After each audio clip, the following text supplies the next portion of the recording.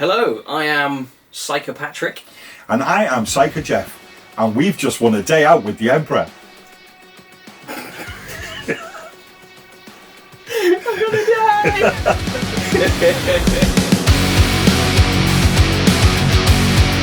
Thanks for coming back, guys. It's been really appreciated. And it's lovely to see you again, especially you in that blue jumper. It looks lovely.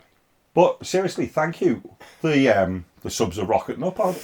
We're doing quite well. Yeah, I mean, yeah. Don't get me wrong, it's not hundreds of thousands, but it's heading in the right direction. It's progress, man. Absolutely really right. good. It is, really is. And some lovely comments as well. Thank you all for any one of you that have left a comment. It's really appreciated. Thank you so much. But have I said thank you enough? I think so. You think I've had enough thank yous? You've borderline harassed people and said thank you a lot. So I think that's fine. I think so. Yeah, I think I might be leave it there. So straight into the show, and the first thing we have to do, as always, Pat, what you painting? I am. Ooh, is this fella new? Big surprise, everyone! I'm painting my Blood Angel Hellblaster with the not Darren Latham. Oh, my camera's playing up a little bit. There we go. With our not Darren Latham tutorial. Absolutely right. And his videos officially are re-emerging on TikTok of all places. Really? Yeah, I watched his how to paint gold non-metallic metal, and my gosh, it's incredible. It's so good. He's lots of like and they're what? yellows they're official, and browns. They're back officially. They're Darren Latham. It's not Darren Latham. So he's like remixing his videos and he's putting them on TikTok. Oh, right, okay. And like I haven't actually watched that one before because I've never had a lot of interest in painting non-metallic metal. I'd like to get there, but I've got a load of other stuff that I want to do first. I glanced at it once and went, yeah, no, that's not happening. Yeah, and he does all these all these different sort of like light browns and subtle yellows and all that sort of stuff, and it's like, yeah, it's looking good. And then he puts and yellow contrast paint over the top, and it's just like just like, oh, it's incredible. So anyway, I'm butchering his good name, but he makes really good tutorials. So absolutely, that is what I'm painting. The same thing over and over again. I tell you what, though, from last week, I'm still really liking the plasma coils. I need to. Nice and bright. I need to like highlight them. I think like the fluorescent blue is like a decent base, but I need to actually look at some tutorials and figure out the best way to highlight them up after that. And I put the black paint on a bit thick as well, so I might just end up pulling it all off and starting again. Which I think it's in the right direction. They're looking good. So I'm just going to paint his bags. Oh, is that what we're going with tonight? What we were calling the trade webbing. Yeah. We would say, but yeah, so it'll be holsters and and pouches tonight. I've just got some Rhinox hide, some Double Brown, and some Scrag Brown, and I'm just gonna go nuts. Fantastic. And yeah, you might be able to hear I'm a bit congested. You are, aren't you? I think I've picked up a wedding bug. Wedding season is here, and I'm in stuffy marquees with hundreds of people. Yeah, always good. 2 or 3 days a week. So it's something has crippled me a little bit. Oh dear. We'll see what happens. Well, if you do any major coffin fits, we'll reconfigure the space machine sensor machine to be able to take in. I'll plug that into the parameters. So any sniffles. Of any major level. And if it is just lots of close-ups of your face, you know that I'm either mopping my brow or my nose, and I don't want people to see that. The view is definitely. I don't know which is worse. I think I'd rather see you with your finger up your nose with a panky than have to look at this boat race. I don't know which is. So which is the lesser of the two evils. Right, but everyone knows what I'm painting constantly. What are you painting? I'm painting a big boy tonight. We are on the Chaplain on motorbike. Primaris Chaplain on motorbike, who just has more gold than there's absolutely any need for whatsoever. Yeah. So I'm actually following. I'm doing a bit of a pat. I am actually going with a painting tutorial. I'm following it exactly. Okay. And it is the lovely Welsh lilt of the painting coach. Oh, can't be beaten. He's got a great voice, doesn't he? Yeah. Balthazar Gold. Yes, the way he... It does that. Does something. Yeah. Stares me loins even as a straight man. something about just I would pay good money just for him to just make his way through the entire Games Workshop paint range. Yeah, it's like I know like when we did the intros for Battle Report at GW, it started off with the presenters doing it, and they were like, we need. Well, we said, hey, we should get Toby Longworth to do this, and they were like, no, like let's do it ourselves. Yeah. And then like Pat and Nick did the intros, and they were like showed it to the bosses, and they were like, yeah, we need Toby Longworth to do this. Absolutely right. Who has an amazing voice. Yeah. Oh. For those of you who don't know who he is, you may know him if you've listened to him. He's the guy that does the audio books for the Eisenhorn series, and he probably does more as well. And his voices on. He does at least one or two voices on Angels of Death. And he's got a great voice. He really has. Yeah, sublime. Yeah. I would pay the painting coach to just list off every Citadel paint. Yeah, he's just got a great voice. He really has. Yeah. So I'm actually following his tutorial. So this miniature has been sprayed black and then gone over again in black, so to make sure that if I had to do any filling in, there wouldn't be a disparity between the black out the pot and the black out the can. And I've just been painting in the gold. I've been doing my best to be as careful with it as humanly possible to get it. It's been a lot of filling in already, although the painting coach, bless him, did say don't worry about it and wait till after you put your Reikland flesh shades. So that's what I will be doing next night, is putting the Reikland flesh shades over all the gold, and if I manage to find the time, I will then maybe put a little bit of the next paint to go from that, which will be colour I don't use very often, will be Liberator Gold. Don't use it very often to the point that I've had to catch this one off Pat. And so, I don't use it very often either, because I think that is a brand new pot as well. Ooh. So you'll get to... nothing better than the little ticky-tick noises you rip the pot. It is wonderful, isn't it? It's up there nearly as with starting a new pot of coffee. Yeah. So, but I do love Reikland Flesh Shade on gold. I think it looks really good, doesn't it? All my favourite colours come from like the first unit that I sort of was like, hey, I'm going to put a bit of effort into the painting thing.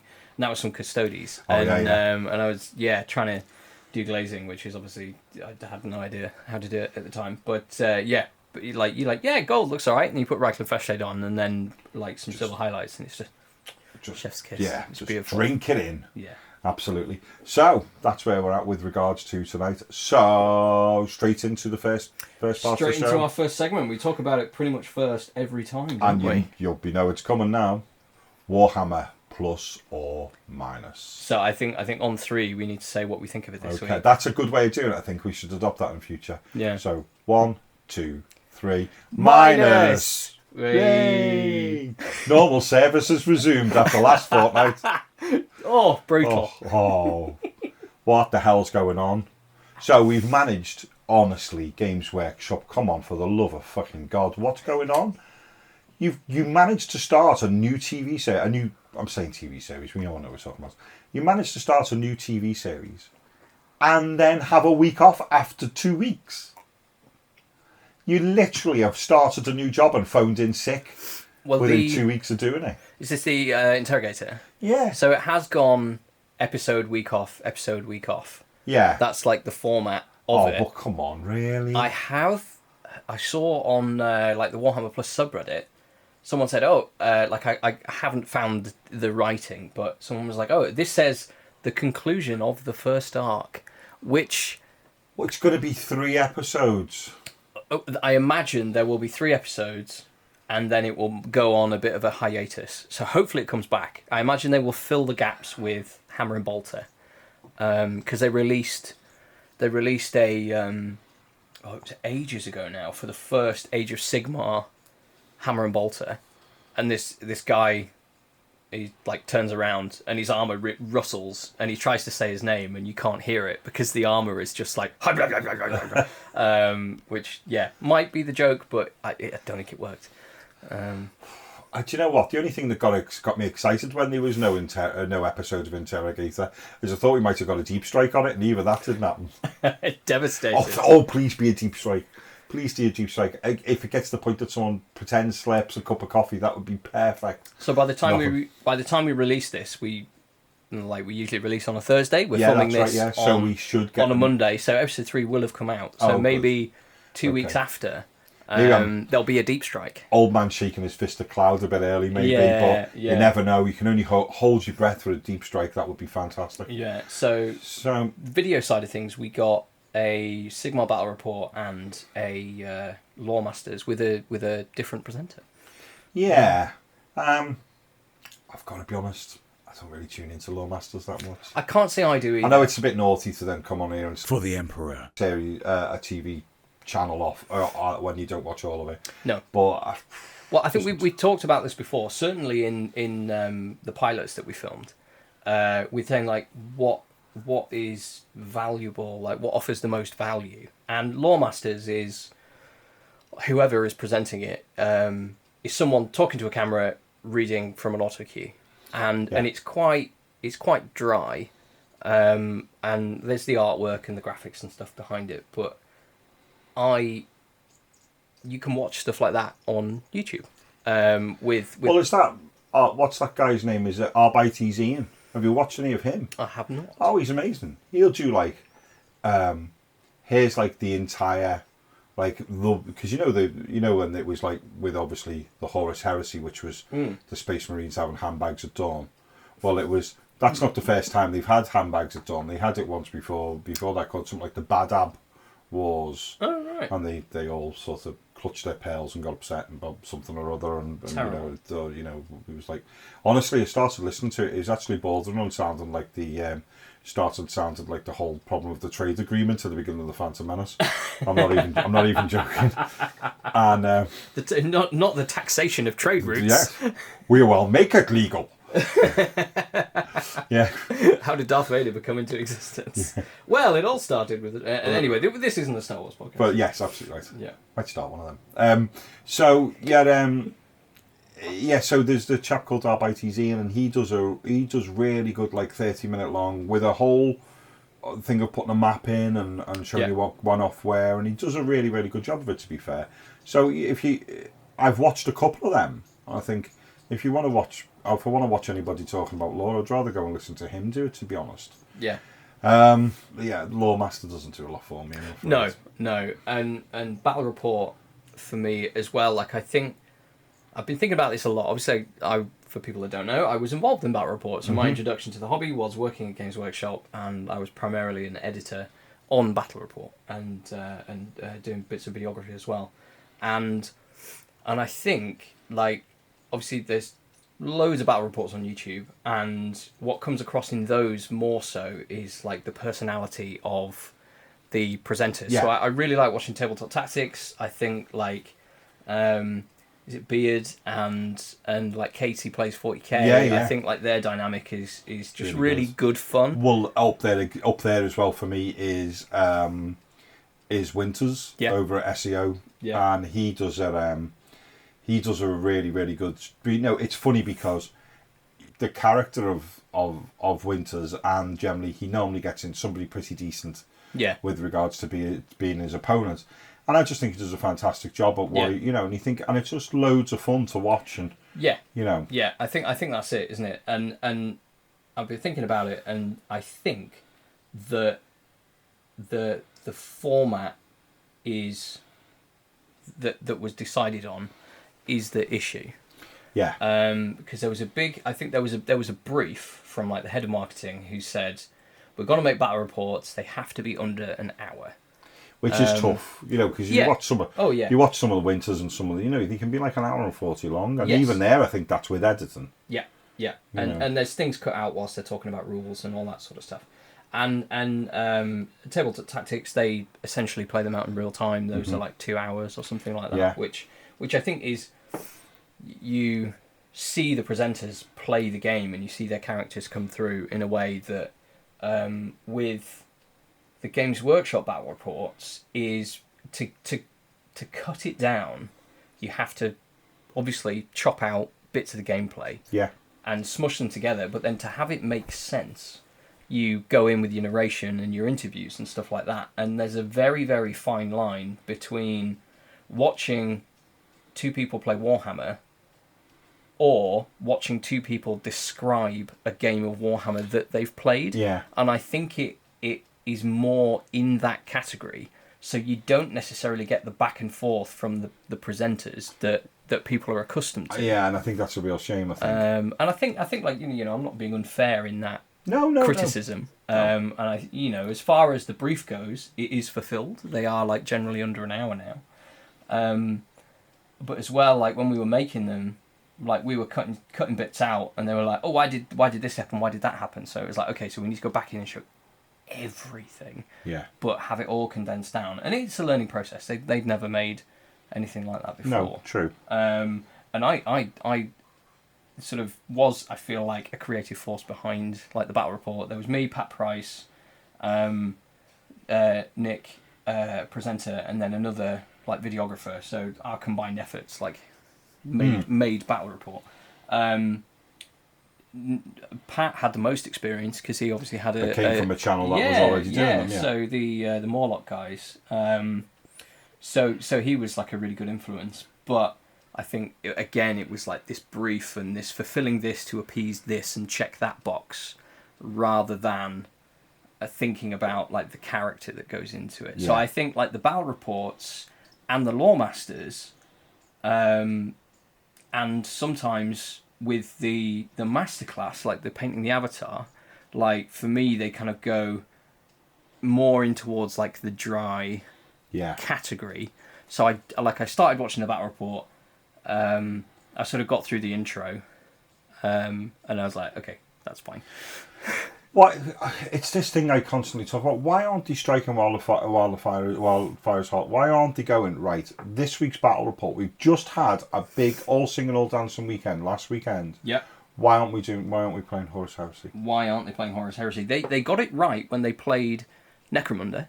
Yeah. Because I know that you said before, like, why am I going elsewhere to watch the first battle reports? And I was like, yeah, that's a really good point. So they got it right with Necromunda. They've obviously had the models for Heresy for a while. Mm-hmm. I think that will come down to their army painters just not having the time, I would imagine. We've talked about this before, and you have literally told me that you have literally gone around Games Workshop cap in hand trying to find armies. Yeah, armies, which terrain. Is ridiculous when you think about this. The people are bloody making, you know, and the fact that, again, I'll mention Winters. They give Winters a codex 2-3 weeks in advance. He generally, if it's a codex for an army he hasn't got, he's got a long list of friends who have, someone amongst them will have that army. Gives them the codex, they figure it out, and then they turn up and play it. Bang, the codex is released on the Saturday. Winters has either normally on the Saturday we'll do a review of the codex, and then on the Sunday plays it. And you're going, and then you're waiting weeks for Games Workshop to catch up with people who are doing this already, and yet again for nothing. Yeah, for nothing. And we said going forward, Games Workshop. We know you're not watching, but you know, at some point you never know. Someone might mention something. It needs to go like this. Write your codex. When you're writing your codex, write a reasonable battle report. Send the reasonable list, army list. Send it to the painters. Get the painters to paint 2 of everything. Put it in a box. Put it on a shelf. And then it's there then for when you need to play it. For the love of God, you can't have Pat... Well, not now Pat, but Pat in the past, wandering around trying to find armies and then having to find them from, like, when you had the Thousand Suns, was that a photographer who just happened to have a fully painted army? Yeah. And it wasn't what you wanted either, was it? It was Tyranids. This was an amusing story. So we had to play the Black Templars. That's right. It was going to be versus Tyranids. And one of the army painters painted up the heroes, so Grimaldus and Helbrecht. Yep. And we had so there's heavy metal and there's the army painters. They're like the 2 painting departments in the studio. And the army painters have painted up the shots of the armies that you see like in the codex. And some of the, like, say if there's an heavy metal piece in the foreground, the army painters are in the background. They're not like the 3D printed like heavy metal stuff, because that's all made before production, I believe. I may be wrong. With that, but the army painters get the production releases of the army. So we had like the tank with like the melter on and that kind of stuff. So we cobbled together an army from that. We didn't have an Emperor's Champion, so we were like, we have to have an Emperor's Champion, and sort of like begged for it, and got the new Primaris model painted up just in time. And the paint job on that was great, and the guy that painted it did it in less than a day. Wow, and it's fantastic. And I got to hold the heavy metal version and his version like in my hands, and I was like, you can see the difference, but for like what I imagine would have taken multiple days and then a matter of hours, it was like I'm in awe of the army painters and what they can do. Anyway, I'm getting sidetracked. No, but please do. It was supposed to be Black Templars versus Tyranids, and the Tyranids was one of the like managers' armies, and all of the this is where my knowledge fails me. The smaller units, so they're like Termagants and Hormagants, yeah. Oh, yeah, right. So one of those two. Same chassis, just different arms. Yeah.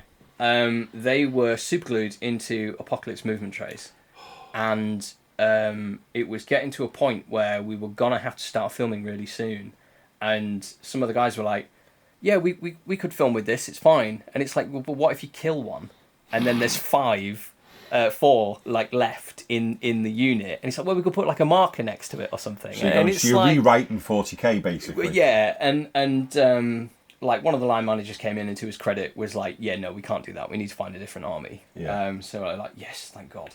Me and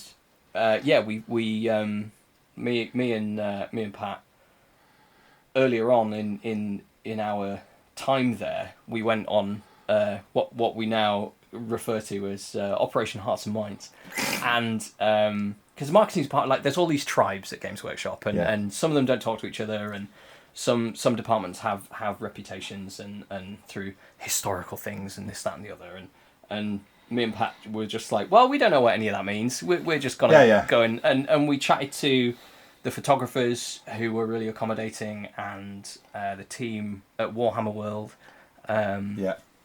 and they were really nice as well.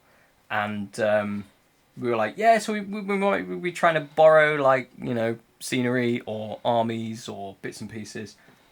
Burn them all. Pardon me. Space Marine Sensor Machine. He's so well trained, he'll pick it up, won't he? Yeah. So I think he does farts just in case something moves later, just to check. Yeah. I just like the idea of lifting a buttock and it just going, brother. Which is great. Oh, fantastic. Now we found the instructions to him. Yeah. And we realised we can make him do so many other things. It's amazing. Make him do anything. It's brilliant. That poor voice actor.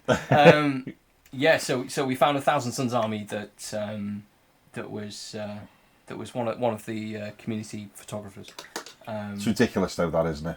I mean, it's yes and no in some regards. Like, I think like Warhammer Plus, like, I started working there in April 2021. Yeah. And there was talk of Warhammer Plus launching in July. So April, May, June, July. Like, to get all of those shows off the ground in that time was like a big ask. And we had to, the sets didn't go in until, crikey, like June, July, something like that. Like, they were all delayed. Yeah. And every single element of Warhammer Plus got delayed a month because one person got COVID.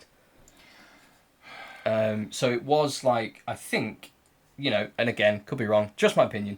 I think they sort of went into it, like the YouTube painting and the product videography that they already do to a very good standard. Like, I know the guys that do it, and they're great. They're very much used to that really fast-paced, quick turnaround. Like, let's get this shot. Okay, you need to rotate that mini 1 degree. Okay, well, it's still all set up. I'll reshoot it, and I'll get the shot to you. Yeah. The editor drops it in, bam, done, gone.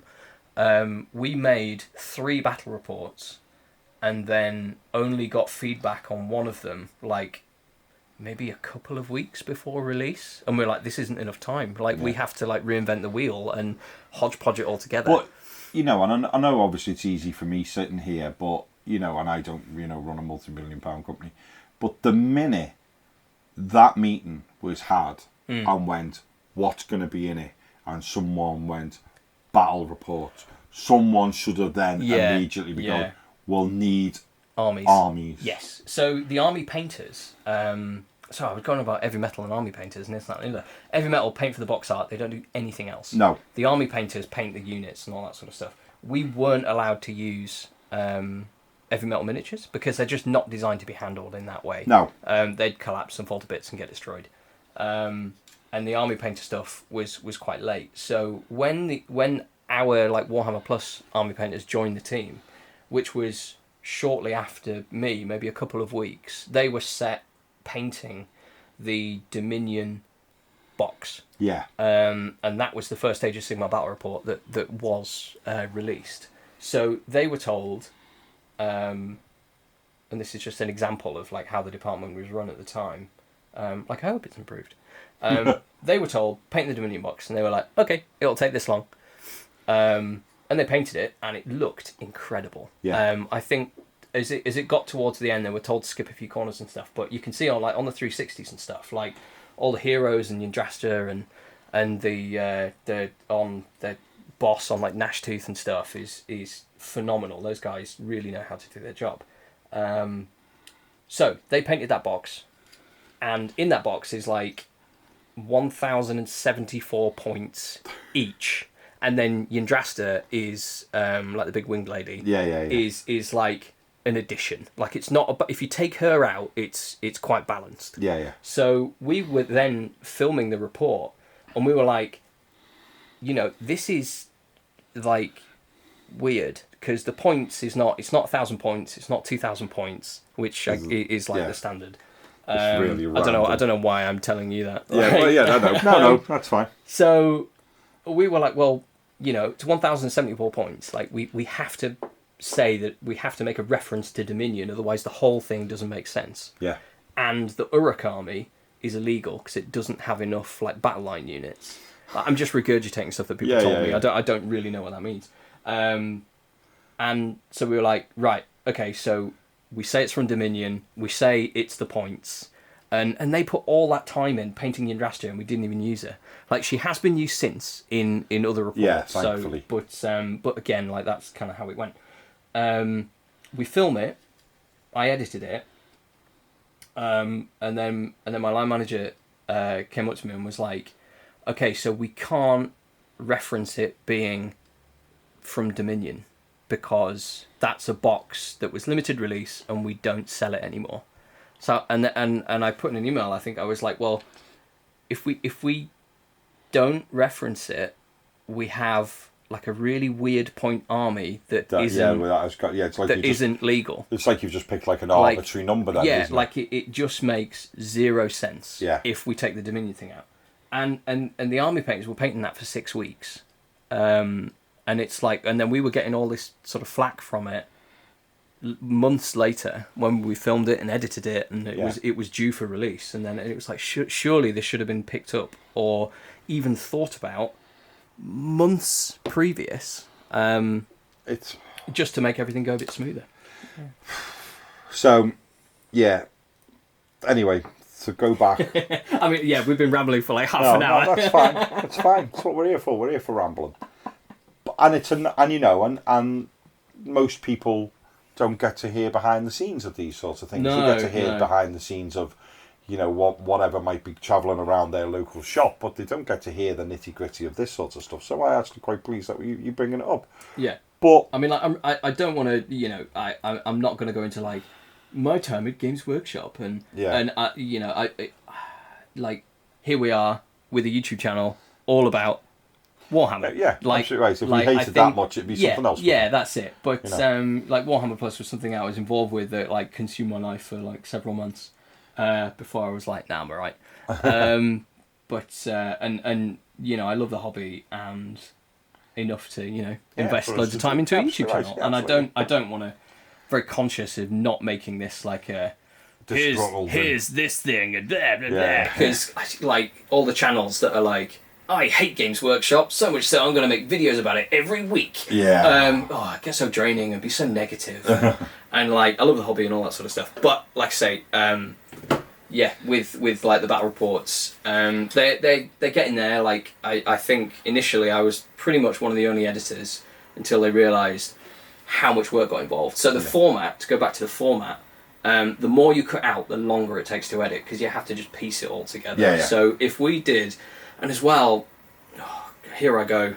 So yeah, the format, if like they play the game in full, and they have to make sure they get every single rule, every single name, like, correct. And that's one of the things I enjoy in other battle reports, when they get stuff wrong or like knock a piece of terrain. It kind of humanises it all. Yeah, absolutely right. Yeah. So playing the game is quite slow, because they're like, okay, we need this rule. There's a guy in the room checking all the rules and all that sort of stuff. And stuff still sneaks through. I wish I could hire him for when I'm playing. Honestly. Just come round to my pal Tim's house and just stand at the corner. Yeah. Honestly, the guy is incredible. Like, he's mentioned by name in like the live streams. He's the guy behind the Warhammer Live, so people all know his name. The guy's called Raf. Yeah. And I love him. He's amazing. He's such a nice guy, and he like just has so much rule stuff stored in his head. I thought you were going to then say so much patience. So yeah, the playing of the game is quite slow, because there's a lot to check in the rules, because it's Games Workshop. They have to get everything right. Yeah. But they're kind of needlessly playing some of it when it's all going to get cut out anyway. So the playing of the game is quite slow. The editing is slow, because it's like, okay, so that we need to keep that bit in. Like, we might have, I think it was like 4 sections from each turn that would play back in real time that either went really well or really badly for that player. So it's like, oh, you attack this guy and do nothing. And then the just incremental stuff, they're just like, yeah, I moved those guys up, and then they just sat there. That's talked about in in the narration. So it all takes so much time. Whereas if they were a bit more relaxed with the filming of it, that would be faster. And then you could, if you edited it in real time, it would pretty much take that long to edit. If it took a day to film, it would be a day to edit. Well, here's a question. Why can't, and I might be a strange thing to say, why can't Battle Report be 2 parts? Why can't Battle Report be 2 parts? 2 parts? Tune in next week. Oh, the Black Templars are in the middle of getting an arse kicking. Tune in next week and see what happens. You know what I mean? Yeah. Potentially. I think the issue would be like nobody does that, and then if I'd feel like I was being shortchanged for like a service that you pay for. Well, but I think if it started with the words Black Templars versus whoever, part 1, you go, well, I know I'm only going to see half of this tonight. You know what I mean? And then I'll see the next part next week. So But I think it all needs to be sorted out a little bit. It really does. And like I say, they aren't doing a very good job of dragging it back from the YouTubers. No. Because the YouTubers are just leaving them dead. The only way they do it, which would be a really shitty trick, would be to stop giving them the codex early. But I think they do so well out of the influencers and the creators and the whatever you want to refer to them as. And that's something to talk about with the Horus Heresy event as well. But this is an interesting thing. So there is a system at Games Workshop which you have access to on your computers called the Administratum, which just gets shortened to the DAM. And codexes are released to staff that have access to that like 3 months before release. Yeah. Like I remember printing off. So the first battle report that we filmed in the studio was like I think the 3rd one that we actually released. It was Pat versus Louise with the Orcs and Blood Angels. Yeah. And I remember printing off the Orc Codex, like just being like, okay, bloop. And I imagine obviously there'd be people out there that would have killed to get hold of it at the time. And I think that's where all the leaks are coming from. Like when the codexes get released, someone's just been like, okay, well, I'll download that and then print it off. Or well, they reckon a lot of the leaks come from the playtesters as well, don't they? Yeah, playtesters. I think the photography studio as well, because they take the pictures so far in advance. Like I think I mentioned that like I saw the squats like a year ago. Yeah, that's right. Yeah, you mentioned it. Yeah. And I remember because I haven't really talked about it because I can't really remember what they look like. But it made me giggle because there's some vehicles that are being released, and I was like, oh, that reminds me of like Starbug from Red Dwarf. Yeah. And And in a comment, like when the hoverbike got revealed, I saw someone saying, "Hey, that looks like Starbuck," and I was like, "Vindication." But that wasn't what I was thinking of. There's like an enclosed vehicle or something like that, and like a transport. Spoilers. Yeah, massive leaks. Heard it here first. Yeah, you heard it here first. There's a vehicle with a roof on. Bam, bam, bam. Finger on the pulse news here. Oh, dearie me. So, then to round up, it's as we've already announced, it's a minus, isn't it? Yeah, we kind of went on a big tangent. That's fine. But to recap, we get to peering behind the curtain of Warhammer Plus, which is is interesting for me because at the end of the day, I like to see where my bloody money's gone. Oh, talking of that, you ready? It's the final countdown. To what? 10 days and I'm getting the assassin. Is it 10 days? I think so. Ooh, exciting. So. I logged into my Warhammer account the other day and it was on 10 days. See, I pre-ordered the Orc. Yes. And the way it's worked out is quite good because I guess we can do like, hey, we got a Warhammer Plus minis and we have one of each. Yeah. But I kind of regret not getting the latex clad assassin. But you'll get access to buy it. Oh, do I? Yeah. Oh. So you'll get access to buy it, but so there's still that. So if you want to get it, you'll be able to.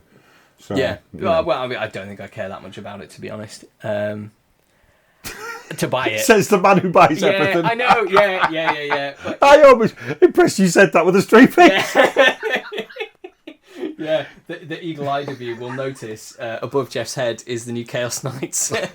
Oh Christ! I never even noticed that. Oh, for the love of God, Pat. Yeah, I've got a problem. But anyway, I think with the assassin being like a bit more of like a display piece. Yeah, well, he is and he is. Oh, by coincidence, he is and he isn't really because the fact that it comes on a base that it's playable. Although it is really weird that you've got like this. There's sure there's going to be some weird rule that you can't just move the scenery around the table. Yeah.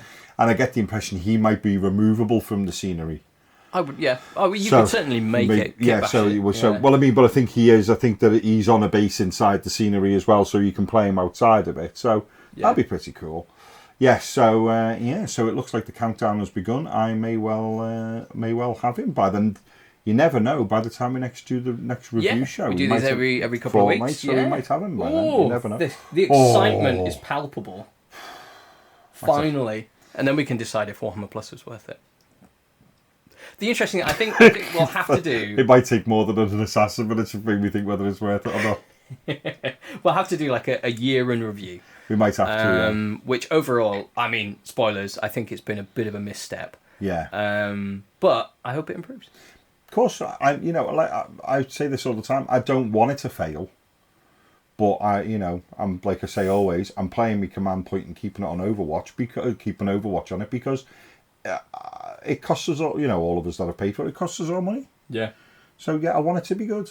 I mean, I originally bought it. I paid for the year. And let's be fair, I think I originally bought it because I wanted to see my own work online. Absolutely. Like, I obviously, but then I quickly realised... Pardon me. So, yeah. I wanted to see my own work, and then I quickly realised I'd spent so long editing these battle reports. I hit play on the first one, and the Warhammer logo. I was like, I can't watch it. It's like I've wasted my money. It's like I spent so long editing it, and so basically, what's happened is you just spend a lot of money on an orc. Yeah, pretty much. Hey, I mean, Interrogator was good. Yeah, well, Interrogators, well, we'll see. Three parts has took the wind out of my sails a little bit, though. I mean, hopefully it's more like, maybe it's a mid-season. I wouldn't be surprised if they did a mid-season break. I would be disappointed if this was all we got for the year. Yeah. It's just... Yeah, but time will tell. I mean, like, realistically... It could go either way because, say, like, how many episodes was Angels of Death? 8? 10? Was it 8? I can't remember. I don't think it was as many as 10, but it was... You had to count it onto your hands, didn't you? Yeah. And they took a mid-season break, and it went on for a while. Mm. And then, like, with the Tau stuff, and it was like 3 10-minute episodes, that was like, oh, that's disappointing. Yeah. So this, like, jury's out, could go either way.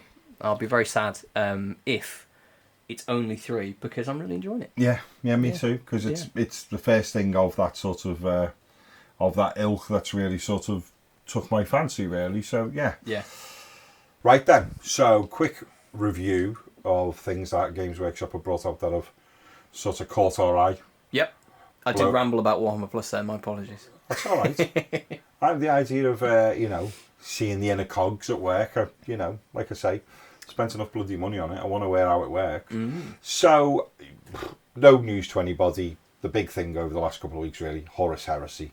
The box has been shown. There's a whole load of new stuff in it. A whole load of new Marines, pre-existing Terminators, which, to be fair, are still very, very nice. And then a new plastic kit version of the Spartan battle tank and a new plastic kit version of the Contemptor Dreadnought.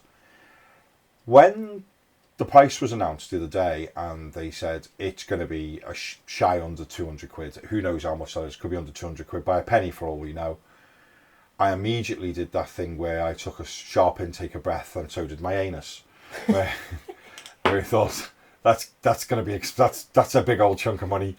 But then I actually, and it's not very often I say this with regard to Games Workshop, I actually sat down and did what I believe the maths to be on it, and I could be out. Seems to be a big old chunk of a saving. Really big saving on it, to be honest. I'm quite surprised. It looks like it's a better value for money box than the Necromunda box, which is 180 quid. That's quite a lot. Yeah, quite a lot of money for some fleas. You know what I mean? But I think you're right. I think perhaps because it's a new gaming system, they want people to adopt it. Yeah. So they've knocked more off than usual. And the thing is, people go, you go, well, it's not only is the fact you're doing quite well on the fact I was doing the maths just based on minis, but then you do the maths based on minis, and then a rule book, and then all your templates, because it still works on templates. So you think, and then 2 really nice characters in there. Again, if we go by the sort of standard of Games Workshop for captains, it's 20 odd quid each, so it could be as much as £25 each, so £50 before you can get started.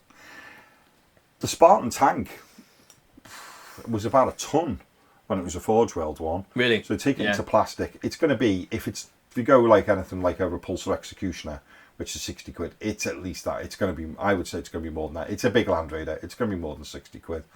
So I think the price of the box, albeit it's still 200 notes for toy soldiers, let's not be daft about it, it's not going to be cheap, but for the actual price, especially if you can get somebody in on it, I think it's not bad. And there is some really, really nice stuff in it. It doesn't float my boat, because I'm not a Horus Heresy person. I know that there is other factions, so I do sound like I'm being a bit glib, but it's mainly just Space Marines and Space Marines. I know you can have Adeptus Mechanicus, and you can have the that variant of Imperial Guard, which I can't remember the name of. But so there is other things in there, but it's literally Space Marines handbags at dawn. I'm not hugely impressed. I want to see other things on the go. It's obviously can't have Chaos because it's too early. Yep.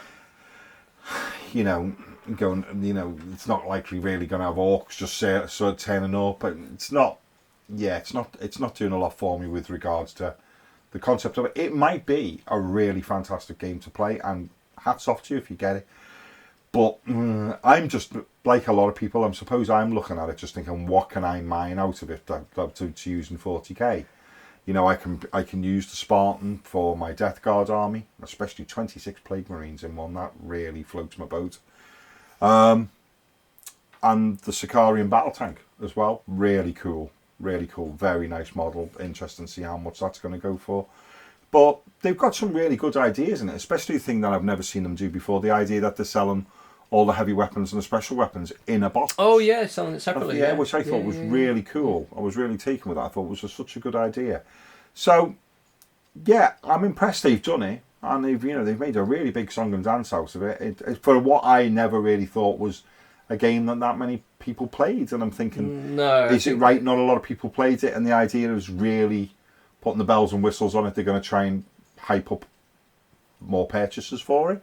Or did more people play it than I thought, and this is their idea of keeping them happy? I don't really know. But yeah, Who knows? Good on them. They'll be. I mean, they've rebooted it in plastic. They've made a very big song and dance about it. I think they're really trying to get. I mean, all the influencers and everything that went. Yeah. They've made a big deal.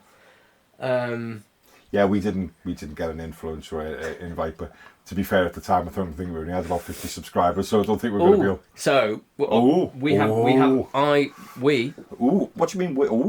We are official. I mean, it wasn't an affiliate link, so nothing happened. But obviously, my I Am Warrior video, the pigment mixer of doom. I don't know where mine is. Yeah. Someone was like, "Hey, what's that?" And I was like, "Oh, I just searched pigment mixer on Amazon." Yeah. Like, if you use Citadel paints, just get it. It was a tip I picked up off one of the Warhammer Plus army painters. Yeah, I love those guys. I can't say enough good things about them. Anyway, and I was like, it's £8, and you get like 2, and you can don't spend £100 in a vortex mixer. Yeah. And then he went out and bought one, and he was like, it just arrived. And I was like, oh my god, #influencer. Do you know, the last time we were here, I don't think it was on the show, but the last time I was here, I managed to be doing a stupid thing where I used it, didn't I? And then I pulled it out of the pot of paint whilst it was still going and managed to put it all over my t-shirt. Oh, yes. Remember that last Monday? Yeah. And then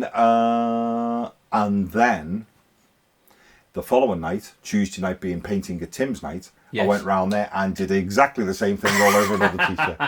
So the pigment mixer is brilliant, but you may need a higher IQ than mine to use it. I think we need to get a sign that says like, this many days since pigment mixer accidents, and just have it in the background. And the best of it was, when I first started, do you remember the first time I used it, I covered it in tissue paper so that I thought, I won't have that mistake.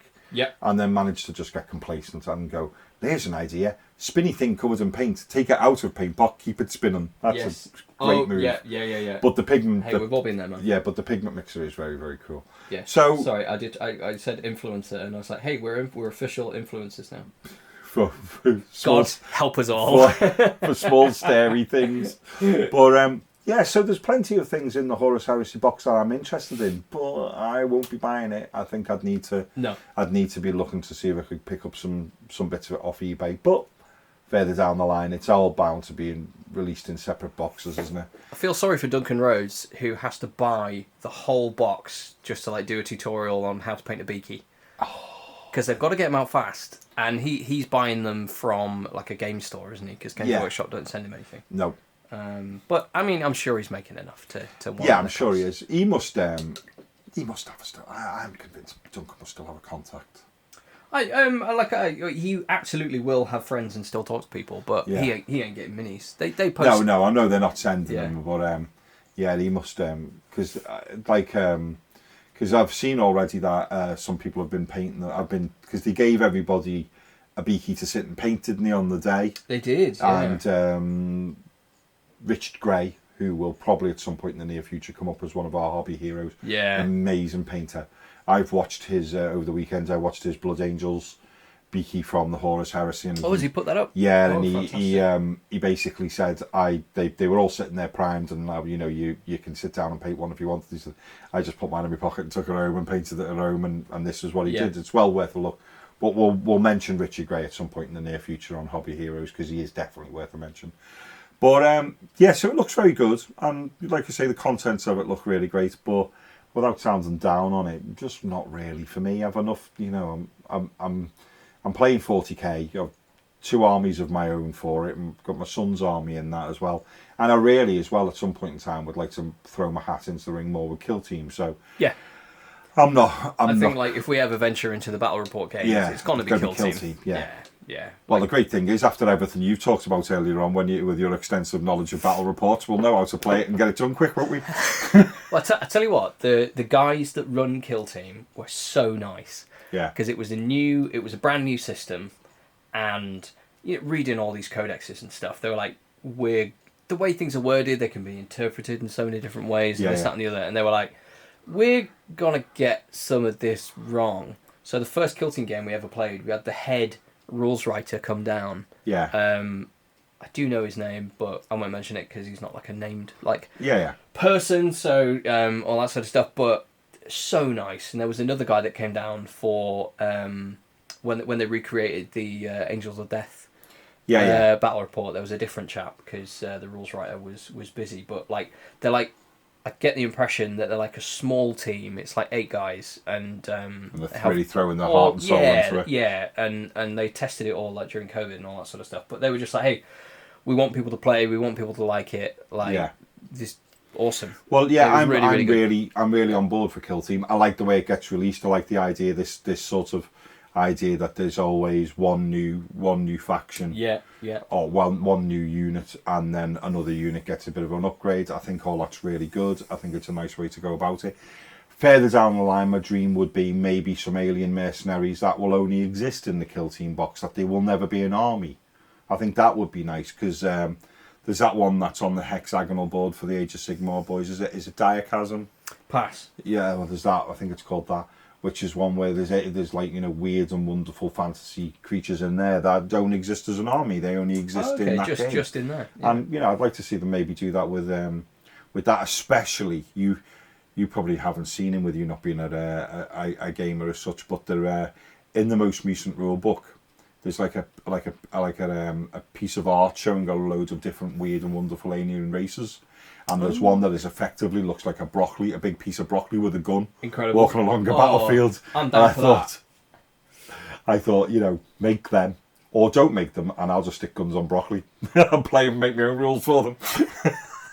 The only thing is you only get a week out of them, and then you have to go buy some more broccoli men. It would still be cheaper. You'd be like, this army's going to biodegrade.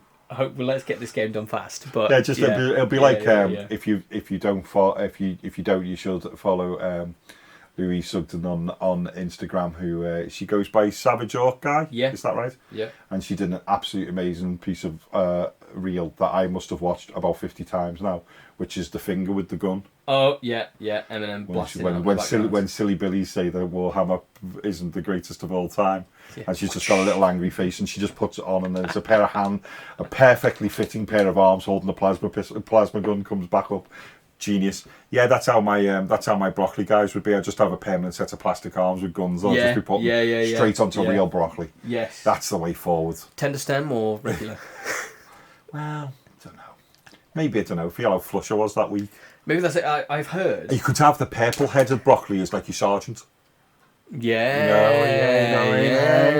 Maybe, that's it. So there's different types of broccoli. So that. You imagine standing in Waitrose and go, that broccoli definitely looks like a special weapons guy. Yeah. So you got your standard broccoli, rank and file, tender stem, Primaris lieutenants, and then. See, that's drilled into me as well, the way you say lieutenant, because... That's the way you should say lieutenant. That is the way you should say lieutenant. In the UK, is that correct? Yes, that's right. Yeah. And I remember there was a debate as well, when we were trying to get this battle report out, and it was like, it's all just coming out. Maybe because I'm ill. Maybe it is. Maybe it's this way. You've got a higher temperature. It's accessing a bit of your brain that you thought was... Any time I talk about battle report, it's like a bit of a trigger warning, and it all just comes like, bleh, it's spilling out. There was a debate with in a voiceover. Somebody said the Stormcast Eternals run with their axes, whatever they were, hefted. Hefted. Ooh. And we got a note back from someone who was like, hefted? That's not used in this scenario. Surely you mean lofted.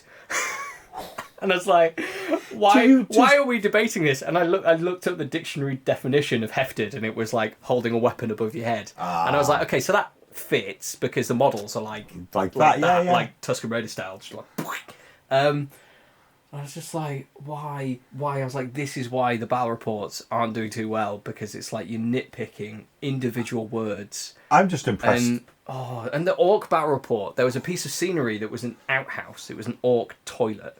And it just so happened that the big battle took place on the toilet, and there was references to it, and it was really funny. But I had to edit them all out because nobody liked them. Yeah, I just think it's impressive that Games Workshop hires Susie Dent off Countdown. Yeah. It's like, brother, you Susie, you're the reason battle report's dry. Warhammer Dictionary Corner. That's brilliant. Yes. So I'm not going to say much more about Horus Heresy. We've all seen it. You know, we're waiting on the next thing to get released for 40k. but plenty in there to buy if you the Contemptor Dreadnought again, put them in a 40k army. So it looks really nice. Maybe thinking about wait for the individual boxes for me. So yes, so there we go. That's the reviews that have caught our eye. So I mean, I know we review hobby products. Yeah. I'm at a bit of a loss. What are we looking at this week? Well, I have been out and bought something.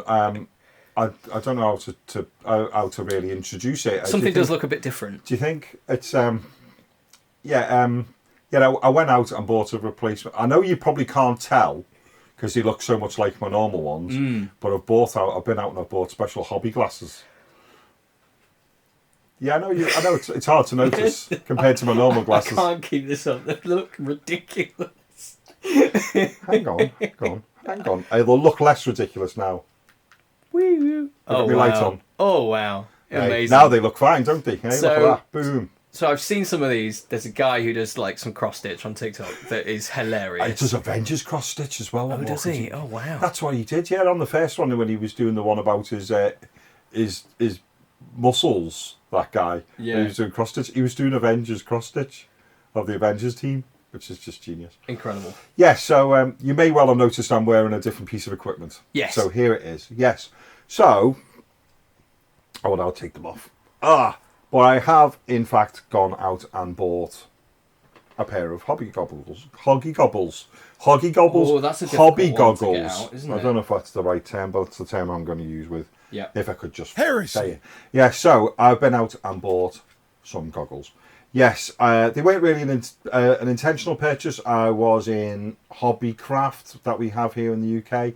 Probably have it called Hobby Lobby or something like that in the States. I'm sure I've heard it mentioned as.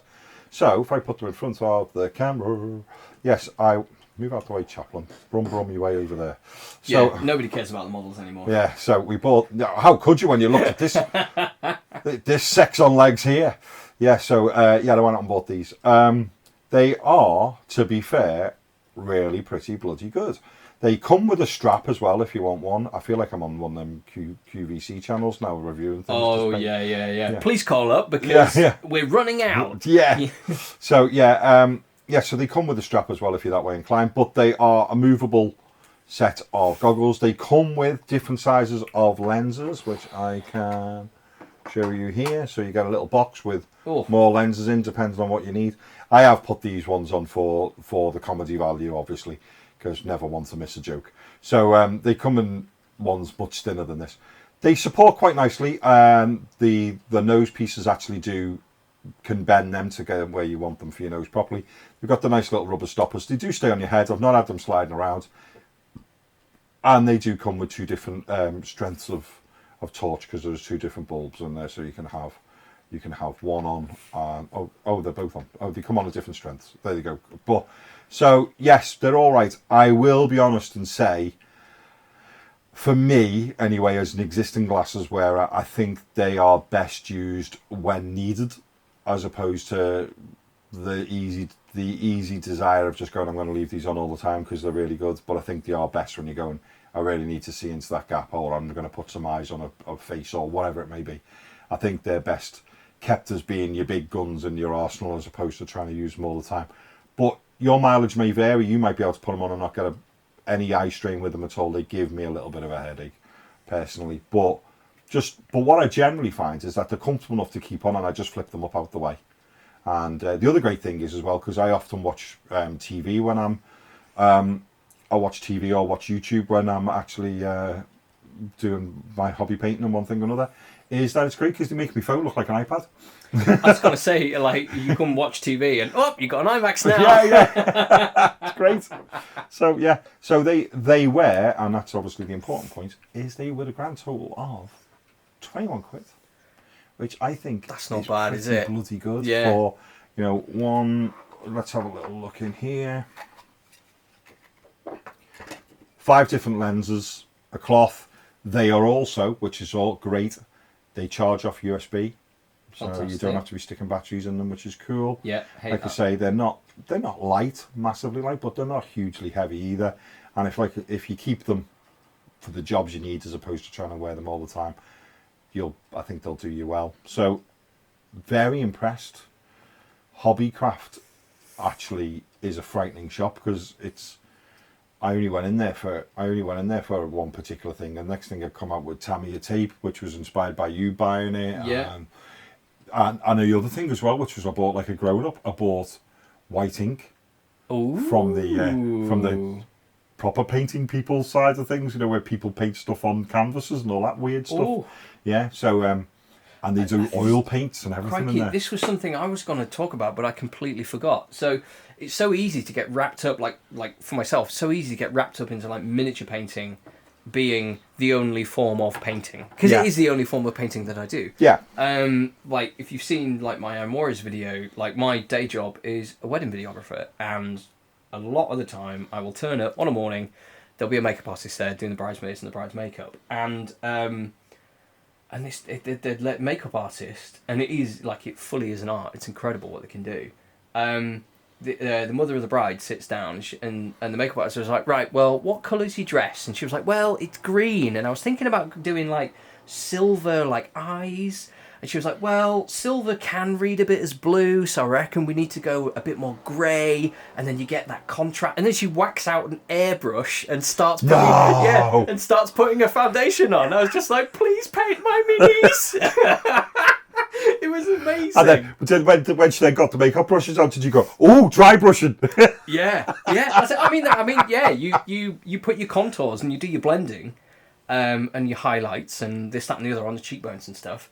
It's dry brushing. That's all it is. I mean, I say that's all it is. Yeah. I'm not an artist. Heretic. Yeah, he pointed. You want to lean in and go? Is what brand of brushes? Yeah. How much is that per brush? Because see, I can get some. Is that a wash or a glaze? Yeah. Honestly, I was so impressed. It was phenomenal. She's just like, yeah, I'm just going to get the airbrush to put your foundation on. I've seen people using airbrush, which is a really freaky one. People using airbrushes to make put designs on cakes. Yeah, so you can basically get edible paint, basically, can't you? That you can just put on, which is mental. Yeah. So, So my recommendation for them is, I would definitely say they're worth a purchase. Because I was normally big magnifying lens on an arm, and it just never quite seemed to get it in the position that I wanted to. And yes, it didn't give me eye strain, and I could use it for a while without any problems at all. But it just never felt like I could get it where I wanted it, and it was just not quite strong enough either. So I'm recommending them. I think at 21 quid, if you stick them on your head for 10 minutes, in a 2-hour session, I still think they're very quickly going to be worth their money, I think. So, yes, they're a recommendation from me. And if you've got amazing eyesight and you don't need them, then purge. That's all I can say. Amazing. Right then, so Hobby Heroes. Hobby Hero, who are we doing this week? We are doing, I'm going to murder his name, Marco Frischon. I'm going to Frischon, maybe. Gentlemen, it won't be immediately obvious when you watch the show, but I'll tell you because it's only a hint, but he's Italian. Yeah, I'm taking the piss. He is probably the most Italian man I have ever in my life heard. It's phenomenal. Isn't it? But yeah, like by chance, I watched a few of his videos this week. Because at first you were watching him without knowing that I already knew him. Yeah. And I watched him like speed paint Helbrecht. Yes, he did. Yeah, from the Black Templars. In 4 hours. Yeah, and it looks phenomenal. Yeah, and he has so much good energy. Oh, and Christ! Yeah, he's got he could light his own street. Yeah. Yes, he's known as Marco Frischon NJM on YouTube, and he's definitely worthy of your time. I will be honest and say he is quite high end, which I feel a bit bad because we've done two quite high end painters in two review shows. But he is quite high end. But I think there is a lot, even if you consider yourself to be an average painter, there's a lot to be gained from him. Yeah. My friend Tim, who I know gets mentioned on here all the time. I'm going to start having a photograph of him, so I want to say my friend Tim. I don't even know what Tim looks like. There's a photograph of him up. But Tim dabbles in oil paint. Okay. And he swears by Marco's work. Marco's very, very good. He's a big believer in being able to use oil paints, move them about, get the amount of opaqueness you need by using white spirits and whatnot. He's a phenomenal painter. and he is just a genuinely lovely character. And some of the work he's produced is just phenomenal. It really, really is. Yeah. But this accent, it's definitely worthy of a mention, isn't it? Because it's so strong that me and Tim are convinced that at some point he's actually going to drop it and just go, only joking, Dave from Basildon. It's because it's that strong. It seems like he's literally putting it on.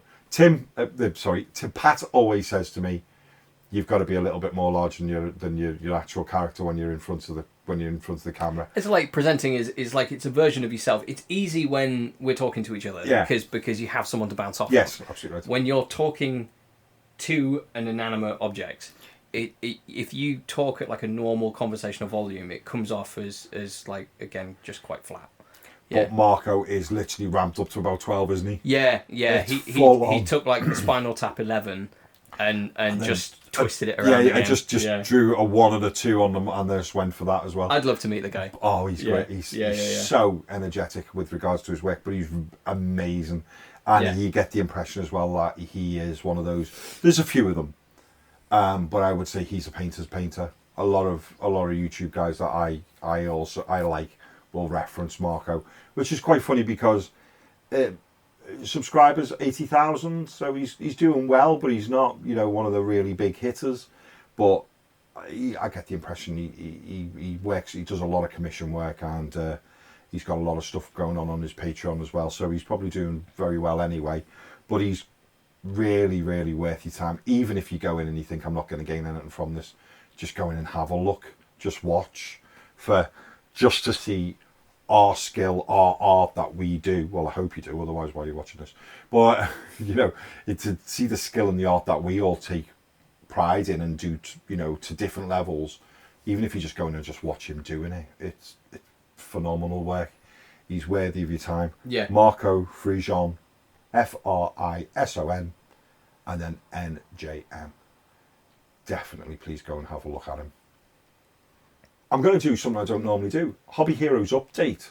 Last week we talked about Dave Perryman. Dave Perryman and Mr. Infernal Brush. Yeah, Mr. Infernal Brush. So, because I think it's a nice thing to do wherever possible and keep, help out within the community, I got a few minutes worth of talking about him in the show last time, so I decided to go and join his Patreon, and taking a lead from what Pat here does and goes and joins people's Patreons if they get a mention.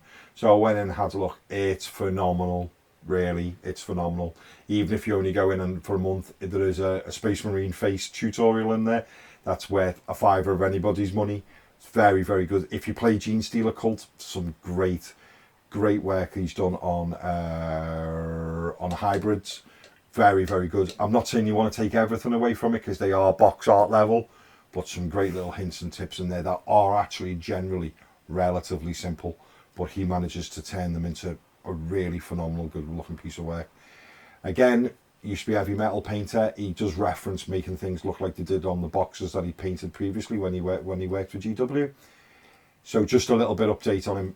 Patreon page, I think he's £5. Infernal Brush, even if you only go in for a month or two, because he hasn't got a lot on there, he's really worth your time, especially if you're playing Black Templars or you're doing Blade Guard. Go and have a look. Dave Perryman, Infernal Brush, worth £5 of anybody's money. Just a quick update. Right then, so before we go, but you'll be going anyway because we'll just stop being here. But what have you done? I have.